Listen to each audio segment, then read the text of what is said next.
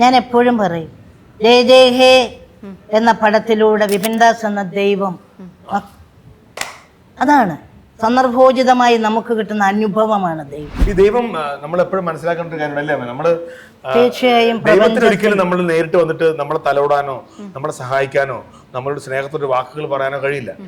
പക്ഷെ ദൈവം എപ്പോഴും എന്താണ് പല രൂപത്തിലാണ് വരുന്നത്. ചിലപ്പോൾ വ്യക്തികളിലൂടെ വരും, ചിലപ്പോൾ സന്ദർഭങ്ങളിലൂടെ വരും, നമുക്ക് ചില സാഹചര്യങ്ങൾ നമുക്ക് തോന്നും ഓ ദൈവം എന്ന ഒന്നിനെ പേടി കൊണ്ടാണ് ഇത്രയെങ്കിലും ഒരു 20% നന്മ ഉണ്ടാകുന്നു.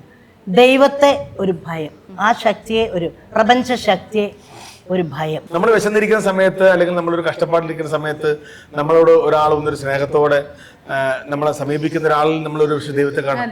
ഒരുപാട് നമ്മൾ ഒന്നുമില്ലാതെ നമ്മൾ ഇങ്ങോട്ട് പോകണം അന്താളിച്ച് നിൽക്കുന്ന സമയത്ത് ഒരാൾ, ഒരു പരിചയമില്ലാത്ത ഒരാൾ നമ്മളൊരു സഹായിക്കും.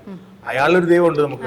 അങ്ങനെ ആ ഒരു ദൈവികത അത് തന്നെയാണ് ദൈവാധീനം എന്ന് പറയുന്നത്. സാമീപ്യം എൻ്റെ ജീവിതത്തിൽ ഒത്തിരി വേദനകളിൽ നിന്ന്, താഴ്ന്ന വേദനയിൽ നിന്ന്, ഞാൻ എപ്പോഴും പറയും, ജയ ജയ ഹേ എന്ന പടത്തിലൂടെ വിപിൻദാസ് എന്ന ദൈവം,